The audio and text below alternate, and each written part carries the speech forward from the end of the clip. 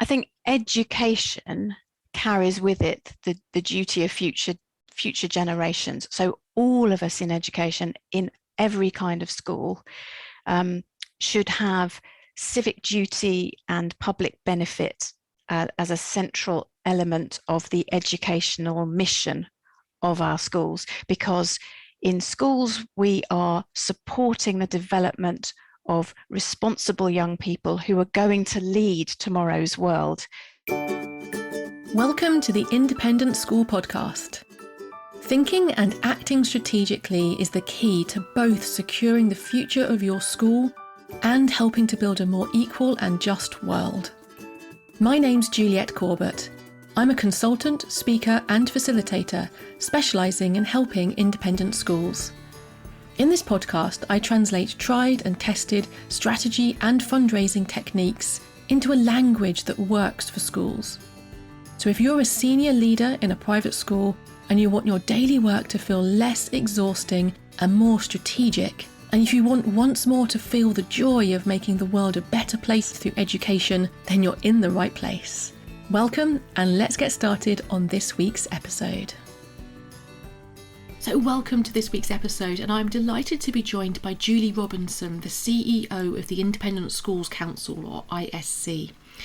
Now, Julie and I have a conversation to share with you today where we start off thinking about the trends that are affecting the independent school sector and the way that the sector has responded to things like COVID, to the invasion of Ukraine, the current economic situation, thinking about its role in environmental sustainability, equality, diversity and inclusion.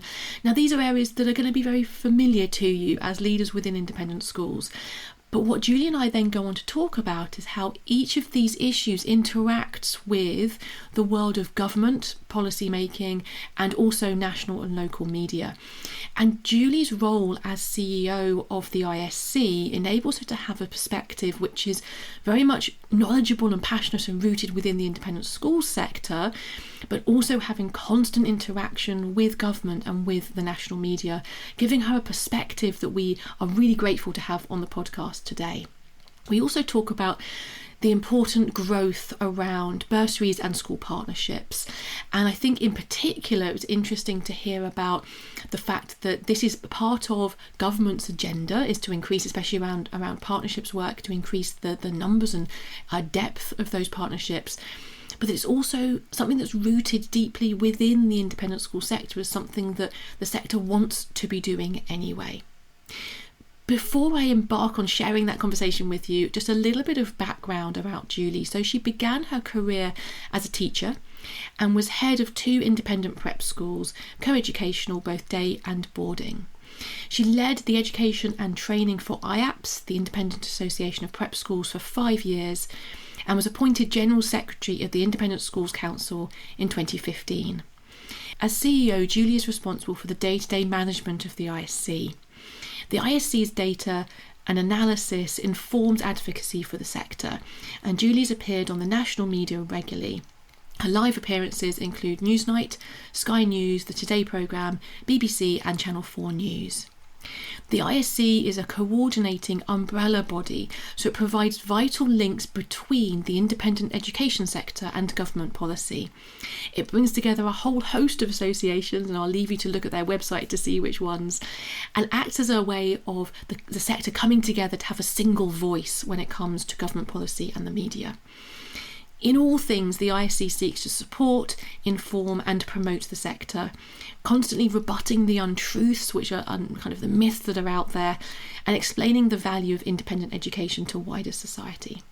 Before we dive into the detail, I wanted to let you know about a free resource I've created to help you prepare your school for the coming economic impact of the invasion of Ukraine.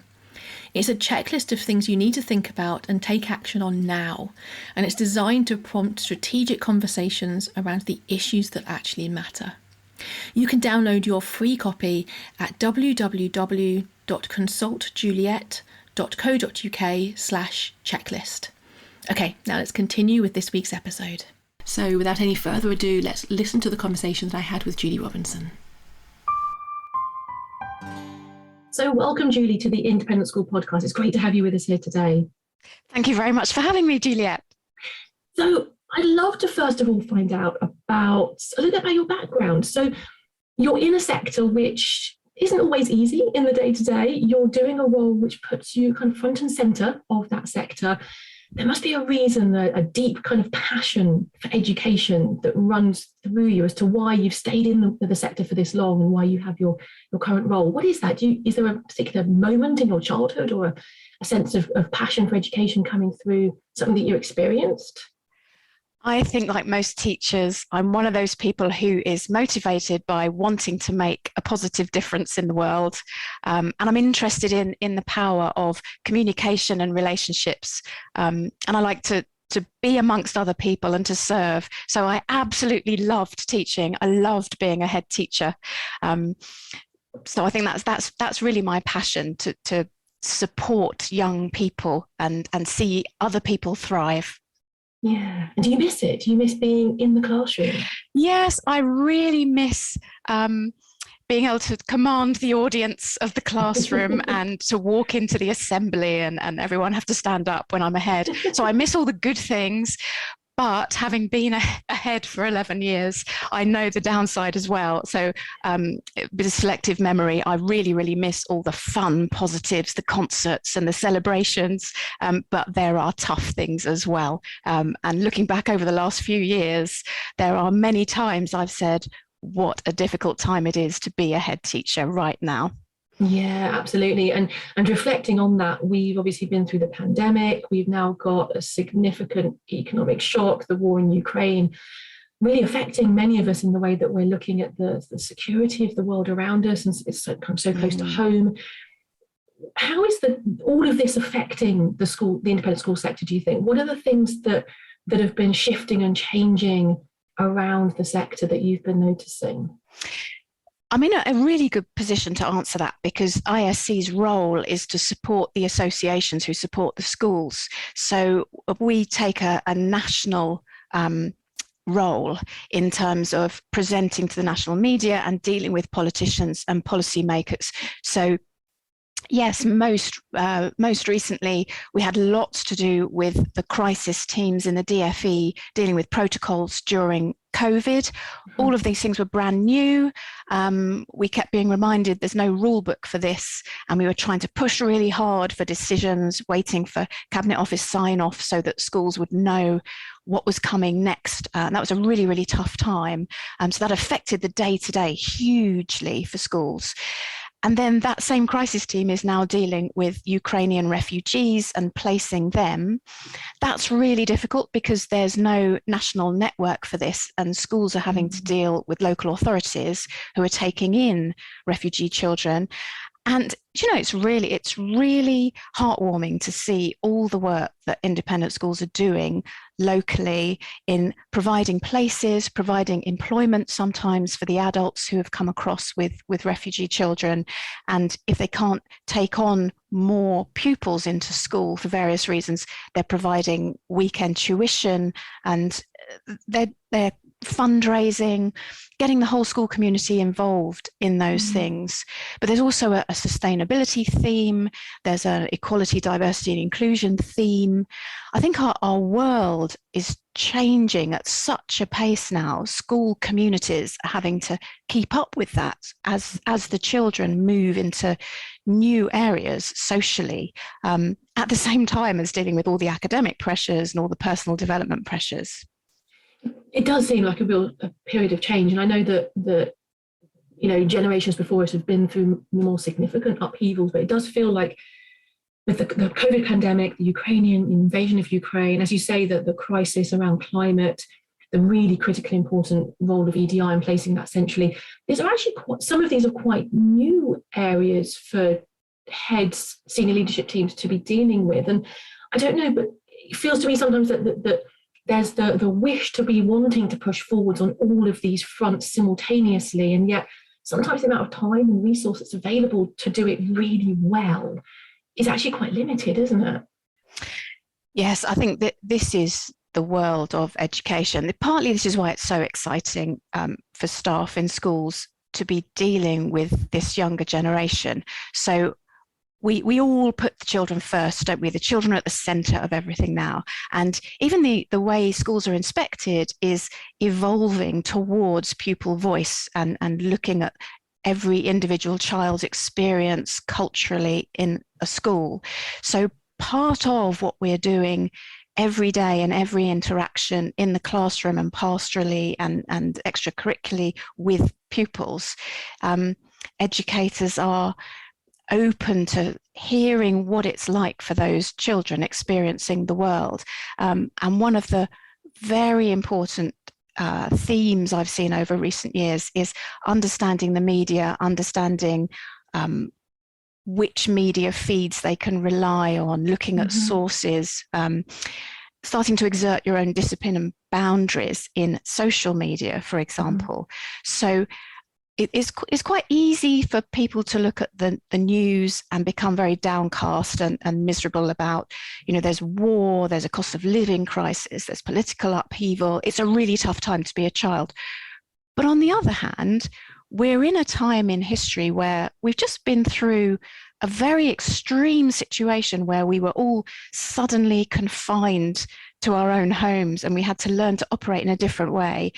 I think we're only just now starting to recover, and it'll be this forthcoming academic year where we're really in, let's hope, recovery from that pandemic couple of years. And young people have shared this experience. It's been an opportunity to reevaluate what's important, to look at social interactions and the importance of developing yourself, to reprioritize, to look at values, to look at our place in the world, our civic duty, the importance of community. And all of those things, I think, are really positive. That's all about self-coaching and supporting others. And, all of those things are optimistic and could help us all make the world a better place. So there's so much opportunity. And I think teachers and school leaders are right at the cutting edge of that for our future generations. And that's what keeps us going, those of us who work in education. I think it is, isn't it? And it's also recognizing the fact that each of us learns that through our lifetime as well. So we haven't, I certainly speak for myself, I haven't, mastered protecting my own resilience and understanding my boundaries and understanding that I give a lot to my work and to the people I work with, but actually I protect myself as well. These are things that all of us are learning. And so I do feel sometimes that actually with these young people that we are guiding, actually it helps us to acknowledge that we're figuring out as we go along as well. It's almost like a co-creation of strategies around each of these different areas, sustainability, EDI, resilience, and so forth, which I think is a slightly more honest way of approaching it, rather than a top-down educational kind of remit. The world is so big now. There are so many outside influences at play. We can't just assume the same cultural reference points. So we're having to explore more and be more open-minded. And I think that has helped us turn that around and back into the individual as an agent of their own destiny in life and managing. We used to talk about happiness, now we talk about well-being and mental good health, and supporting each other towards a more sort of a positive outlook and behaviors and attitudes that serve us well. And I think that is kind of the hidden curriculum in schools. I mean, when I was a head, yes, we had assemblies about values, but I think it's a whole lot more practical now, and it will help. I think in schools, teachers are helping young people to be stronger, to develop well, positively within their communities. Yeah, absolutely. So these are the things that within the sector we're all using as opportunities to push forwards, and some of these are challenges to overcome as well. Obviously, you have a unique position where you see the interface between the independent school sector and government, and also with the media as well. What's preoccupying their minds, do you think? Is all of this complexity well understood by them, or do you think there are particular areas that the government policymakers, for example, are really focusing in on their attention? I think the media situation is easier to describe because it's stable, but not necessarily in the most helpful way. So school leaders will know that local media tends to be a whole lot more sympathetic and understanding, and recognizes the value of all schools in their local community because they can see that. The national media, however, it's a really cut and thrust, fast moving, competitive environment. And of course, bad news is newsworthy. So as much as the ISC really wants the story to be the headline in all newspapers to be independent schools are great, they're offering wonderful opportunities, developing the capacity and specialisms of the education system across the country, really friendly, doing great things, we've never managed to make that into the headline. So in our dealings with the national media, very much we are taking a defensive standpoint. We're trying to rebut untruths, and we're trying to help the media recognize that reality of our sector is not that stereotype, which is so easily peddled with the same pictures and the same assumptions of the press. And of course, we've had the ICSA inquiry, we've had everyone's invited. You know, there has been some bad press out there. There have been some very important issues to grapple with. And I just tend to see that the national media necessarily takes a negative line. Quite often, though, the headline, I think they still call it clickbait, so the headline will be particularly negative. But when you read the full story, there is more balance. And anyone who reads through to the end will get a clearer sense of the real story. And then that media backdrop, to an extent, feeds into policy making, because politicians, of course, are interested in what the public thinks. They do polling as well, but politicians are also dealing with the national media. And we've seen in recent years quite often high-ranking successful politicians who are privately educated are forced into a position where they, if they don't need to apologize for it, they at least are sort of made to feel a little bit embarrassed, as though they're not of the real world, they're not so much of the people, because of that excellent education they've had. So that can create a defensiveness in them. The politicians we're dealing with at civil servant level, there is huge change. So I remember a lot of civil servants moving towards DexEU when Brexit was looming, and then being moved on into crisis management. So during COVID, so there's a lot of change amongst civil servants. There's also a lot of change amongst Secretaries of State for Education. I think I might be on my 5th one now. And there's a junior minister with independent schools in their portfolio, and we're on our 4th one of those in 7 years since I've been at ISC. So politically, those people bring with them whatever assumptions they've garnered in their own lives about the sector. And it's ISC's job, it's my job often, to say to them, okay, so here is our sector. We're independent education. We are saving the taxpayer having to educate 600,000 children every year. We are doing good works. As I said, we're increasing the capacity of education in this country. We're providing specialisms, and we're actually benefiting the country in so many ways. The Department for International Trade can see that, because it's clear that this country's education, and it tends to be actually the private education in our country, has such a great reputation across the world. It's really important for trade. But in the DFE, we're dealing with any number of policies that might not be intended to affect our sector, but there can be unintended consequences. So from the Treasury, there are the enormous costs of teachers' pension scheme that many schools are grappling with at the moment.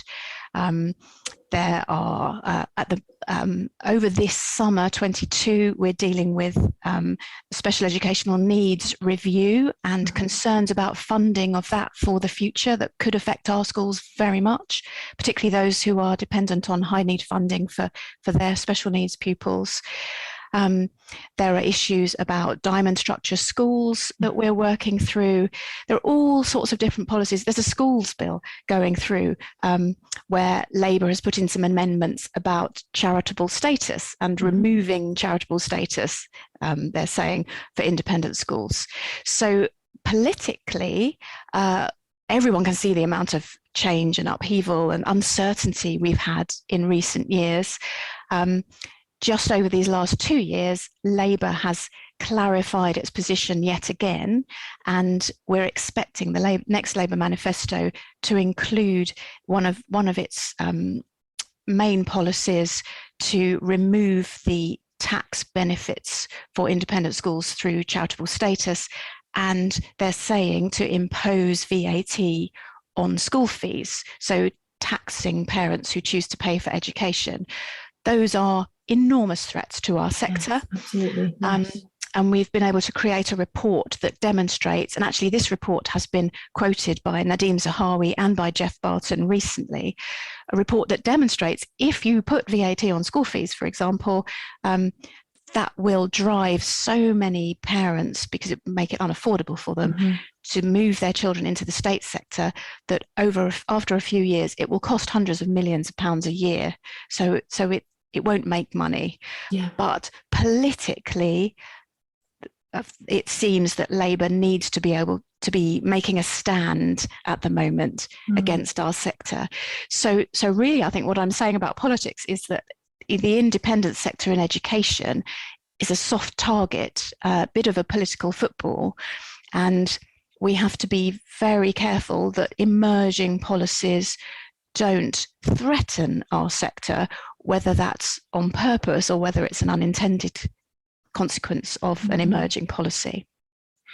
I find that really interesting. So one of the things that, and it goes in waves somewhat. So around the last election, there was more conversation around the fear around VAT being added, removal of charitable status. And I know obviously business rates in Scotland has been a real kind of roller coaster journey as well, and the impact of that coming through too. And I think that what's really interesting to me is that while we in the sector, and when I'm working with governors and heads on strategy and so on, we in the sector understand these issues. I think one of the things that doesn't always become immediately apparent to those of us kind of more embedded in the sector rather than within the policy end of the work that you're doing is that actually a lot of this is based on shifts and changes within the civil service, within the way that government is run. And as you say, that change and churn, if you like, in personnel and the individuals who are involved in the policy setting and research within Whitehall, it adds another element of uncertainty to this whole process.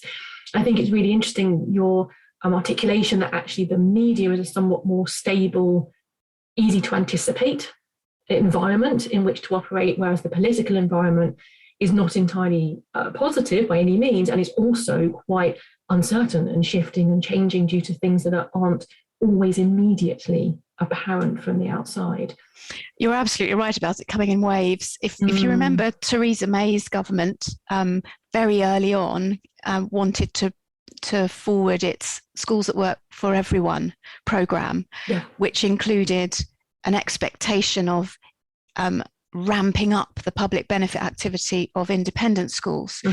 And out of that came a joint understanding with the government, which is still in place, where we negotiated with the DfE a mutual agreement that both sides would encourage cross-sector working according to the capacity and capability of independent schools. Because, and this is key to a lot of what we've been talking about, there is a general assumption from people who don't have experience of independent schools. So how can they know? There's an assumption that all independent schools are large, they're built on a foundation, they're a sort of traditional public school, perhaps with boarding, they have very, very high fees, and they're full of very, very wealthy families. And in fact, the reality is that there's a whole range of types of independent schools, and even trying to generalize isn't fair. There are I think fewer than 90 independent schools in the UK who have over 1,000 pupils. And yet in the state system, it's very, normal to have over 1,000 pupils. Boarding is minority. The average school fee is nothing like what is quoted in the media. Typically, independent schools across ISC associations, at least, are a few hundred pupils, probably prep phase, probably day. So they're young children. The parents tend to be, on the whole, or typically the parents are both parents working to pay the fees, and one of the salaries is spent on the fees because they're aspirational. They want something particular for their children. It might be the sport, it might be small classes. For whatever reason, they're choosing to spend their own money on education for their children. That's not the sense you get from the broad brush way our sector is depicted. But it does seem that in this country, it's easier to take that lazy assumption and use that stereotype, particularly because it plays into the national rhetoric around, we used to call them just about managing, or those who are striving, the fairness debate, equality, social mobility, social justice. And our sector doesn't sit comfortably within that if you believe the stereotype. But the reality, as you know very well from working with schools, the reality is our schools, if anything, are engines of social upward mobility. They're for the parents who care about the children. They provide amazing opportunities for children to just be the best they can be. And they're full of teachers who really, really care about children. They're part of the local community. So it could be part of a virtuous whole society. It's just, unfortunately, the way we're portrayed doesn't play in to that more harmonious picture I've just drawn. And as you said, that comes back to the clickbait, the need for kind of stereotypes to drive that national media kind of interest. But what really interests me as well is that this ties into something which actually still, after many, many years in the sector, most of my career in education sector, still surprises me sometimes, and that is the heartfelt belief that actually our independent schools, this is from heads, from governors, from senior leaders, as well as from teachers as well, that they want to be doing things like bursaries, things like partnerships with state schools, things like fundraising, helping Ukrainian refugees. And as you mentioned earlier, this is a genuinely kind of heartfelt reason for wanting to do these things. Most schools are not in these strategy sessions that I run, they're not saying we have to do these things because the Charity Commission tells us to, so what's the minimum we can do to tick the box. That's just not the conversation. The conversation is, we want to make a difference. We want to be a good part of society, a good part of our local community. What do we do to make that happen? And many of them are also having to think really creatively about how to bring down some of the barriers that have been erected over time around independent education, in order to actually have a mutual partnership, for example, with the local state school, and to make that genuinely equal footing in terms of the partnership. And one thing that continually makes me smile and kind of fills my heart with optimism is that there is so much passion in the sector for doing these things. State school partnerships and bursaries are the things we talk about most. There's a sense as well that this is increasing. We are seeing more of this. This isn't just me talking about it more to people, is it? We are seeing more of this in the sector. We're seeing that within your census results as well, I think. Yes, in fact, we've developed a website called schoolstogether.org, which collects case studies of exactly that form of partnership.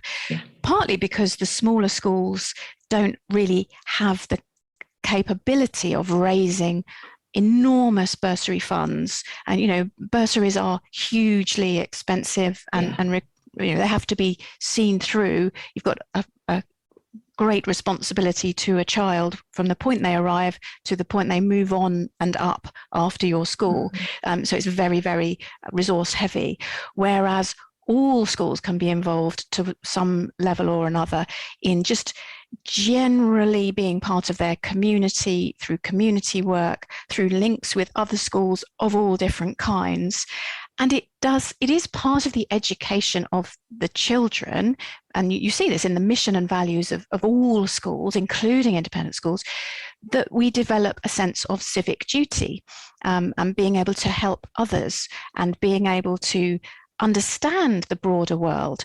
So sometimes when I'll go into a school, there'll be, say, a senior school.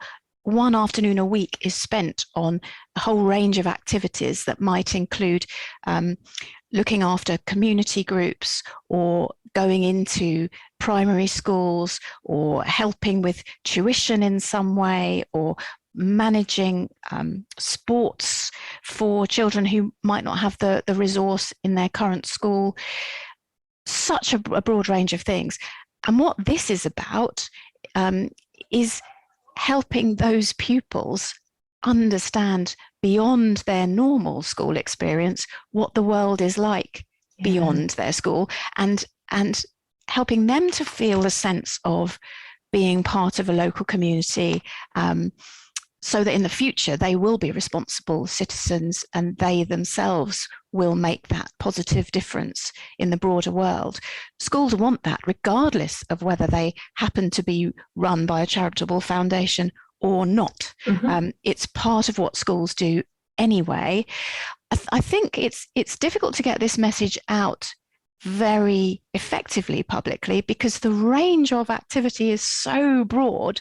There's no one thing. But if you were to focus in and say, what do independent schools do for music? You'd find a whole range of examples of running choirs and sharing musical instruments and getting children together to create a performance, or in drama, or in CCF, or academically as well, running Saturday universities tuition that can include staff and pupils from an independent school mingling with other pupils from other types of schools. So if you narrow down your search for a type of partnership, you can guaranteed find amazing examples of all sorts of things. And you're right, these things have been going on for a long time. I do believe they are growing, or it might just be that we're getting better at reporting them, because schools didn't do these things in order to tick a box in the first place.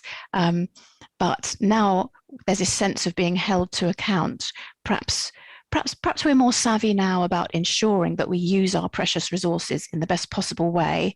So it's important to set objectives and ensure that what we're doing is well targeted. And as you said, they need to be mutualistic and not some sort of patronizing attempted link outside. So a lot of great partnerships have grown from independent school teachers being governors at local state schools and vice versa, so that understanding develops and a relationship develops, and then everyone is asking everyone else and we're all learning from each other. I think part of this is the problem of proximity, in the sense that if we physically distance ourselves from those in our local community who are in the state school sector, or who are running local charities, or the other areas that we want to develop partnerships, when there's a physical distance, it's very hard to develop a purely, a genuinely mutually beneficial, respectful relationship, because until you break down those barriers and you have that actual proximity, you understand what makes those people tick. You build a relationship with the actual head of the local state school, not kind of some kind of mailing list of all local state schools. You actually kind of break down some of those barriers and sit side by side with someone over a cup of coffee and just talk really openly and honestly. That's when you start to find these relationships can become much deeper, become genuinely mutually beneficial rather than just sort of on the surface. And that's the delightful power of partnership. I think that's when you find really unexpected ways to be moving education, the whole of education sector, forwards across the country. And I think as well, the other thing that fascinates me is that I wonder, and I'd be fascinated to know your thoughts on this, Julie, I wonder if we're not fully yet articulating as a sector with a research base that we can rely on, why is it that having a more diverse classroom benefits everybody? So why is it that independent schools define excellent education as education that includes working with the community, having bursaries recipients within your school community, having a mutually beneficial partnership with the local state school. And I don't know yet whether we've fully got that message packaged, if you like, in a way that we can make it really powerful. I think we're seeing lots of good things, and I just hope that over the next few years we see that coalesce into something that we can be really sure of, that's evidence-based, that we can point to and say, this is a route forwards for the education sector as a whole. This is why partnerships are so important on both sides. I think you're absolutely right there. I do think schools are getting better as they formalise sort of sustainable partnerships. They're getting better at collecting data and measuring impact. But we don't seem to have been very good at selling the story of it. I think probably because it hasn't been done as a public relations exercise. It's been done because it's just the right thing to do. But one of the things that schools might perhaps increasingly do is tell the story of the benefit back to the independent school and its whole community of having those external links. So I think teachers and school leaders know it's really good for independent school pupils to be involved in all these different things. You see it formalised in DFE, for example. But do we tell the parents that? Do we explain? This isn't just a bit of charity work we're doing. This is part of the overall human education, the community education of our children in this school, that we're highlighting their place in the world and the things they can do. And it also makes them more employable, doesn't it, to be able to relate to others of all different kinds of people, to be able to so I've seen some senior school pupils running a physics lesson for some state school pupils, and then having deep conversations about whether they got their point across effectively and how could they have prepared better, thinking about how to provide instruction. It was really educational for them. And I do wonder whether we are sharing the stories with that lens. The trouble is, all schools, every kind of school, is just so busy. They're full on getting on with the issues of the day. So it's a lot to ask of them. It is a lot. And actually, the people that I have that conversation with most of the fundraisers, actually, because they are articulating to their whole community and to major gift prospects, what is it about partnerships and bursaries work? When we say this is mutually beneficial, this is what we mean. You can actually look at the evidence as to how it helps the state school sector, and you can look at some evidence to how it helps the independent school pupils. And actually, that's the conversation. And those people, although they are very stretched as well, it's really in their interest to stop and have that conversation, to have that thought process of how do we articulate this, because really impactful fundraising is always based on both stories and that kind of emotional element, and on the data and the rational side of what it is they're putting together for their fundraising project. One question I'd love to ask you, Julie, so you just mentioned before about the fact that you're working with policymakers, with media, as well as with the independent school sector in a constantly changing and evolving situation. You've just mentioned there the lack of time and the fact that leaders are really stretched. What is it that you do to protect your resilience? Because from my perspective, you have one of the toughest jobs in the sector. And like you were saying earlier about how headship was really tough as well, and you were kind of relieved not to have some of those stresses and strains. What advice do you have to heads to enable them to protect themselves and their well-being as they're leading their school? What have you learned along the way? I think what I learned through headship and this job as well, which in the same way has competing priorities, is the need to, there is a need to be organised and to manage your time, but there's also a competing need to reevaluate your priorities constantly. So one of the issues is, you'll set up your day, you think you know what's going to happen, something else comes along, and the priorities change, and you need to be agile enough to be able to sort of reassess what you're doing to make sure you're doing the right thing. And you want to be reliable for people you've committed something to, but you still need to know what is urgent and what is important and what can wait until later. So I'm afraid, yes, I was one of those heads. I am one of those people who gets trapped into emailing all night because I want to talk to the people during the day. I don't really regret that, because I do think relationships are absolutely key, and they're also what feed our energy too and keep us going.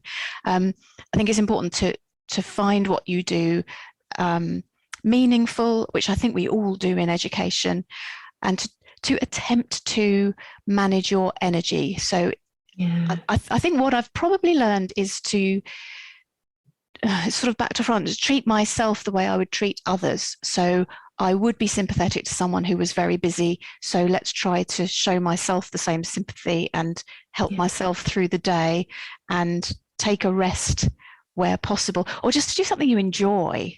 So visiting schools is the thing for me that I absolutely love. When I was a head, it was nipping into class or going down to the pre-prep and just having time with people. I found that sort of replenished my energy. So managing yourself and being kind to yourself. I don't think there is a formula, because it's a very, very busy world, but stick with what you know is important. And then I think you won't regret it, even if you are tired at the end of the day. Great advice. Yeah, absolutely. And I think on that rest point, I think of it now not so much as rest as what's restorative, which is obviously kind of taking roots in the same word, in the sense that rest might not mean sitting down and having a cup of tea. It might mean getting up and walking through the countryside, because that's restorative. So it's actually having that balance, isn't it, between purposeful, focused attention, and that can feel very, very busy. But if you're focusing on the things that are strategically your priorities and being agile about what those are, and then balancing that with that restorative process, that opportunity to recuperate and restore your energy levels, there is the formula's in there somewhere. It'll be different for each person, and we're always kind of striving to get better at this, I think. But it's really important to recognize that this is something that all of us struggle with at times, and then come through and learn. You've articulated that much better than me. Yes, it's restoring your levels of energy. And I think we all know that it's in the in-between times that we can do our best thinking. So Absolutely. I used to find that during the concert, that's when my mind would be solving some problems. So yes, you can't be full on 100 miles an hour all the time. You need variety, and to understand when you perform best. Absolutely. We're not robots, as much as I would like to think of myself as some kind of perfectly honed that would be so dull machine. It does not what we are. Absolutely. Julie, I just want to finish with one question, which is kind of harking back to that first conversation we had about your passion for education. What are your thoughts on the role that independent schools should play in enhancing social justice, social mobility, being good citizens in the world? We've touched on this at multiple points, but if you had to kind of bottle that sense of what's important to you, how would you describe that? I think education carries with it the duty of future generations. So all of us in education, in every kind of school, should have civic duty and public benefit as a central element of the educational mission of our schools, because in schools we are supporting the development of responsible young people who are going to lead tomorrow's world. So I think the community piece, the doing the right thing in the world, is already embedded in our school communities and what they send out. Yeah, I think you're absolutely right. And it is an inherent part of why we do this work in education, isn't it? It's the impact on society and the impact on the future. Thank you so much, Julie. Thank you for your time today. It's been a really interesting conversation. Thank you very much for joining us. Thank you, Juliet. Thanks for listening to the Independent School Podcast, the podcast that helps senior leaders in private schools to think and act more strategically, both because they want to secure the future of their school and because they want to help build a more equal and just world. You can listen in everywhere that podcasts are available. And if you want to catch up on previous episodes or follow any of the links that I've mentioned today, just head over to www.consultjuliet.co.uk/podcast.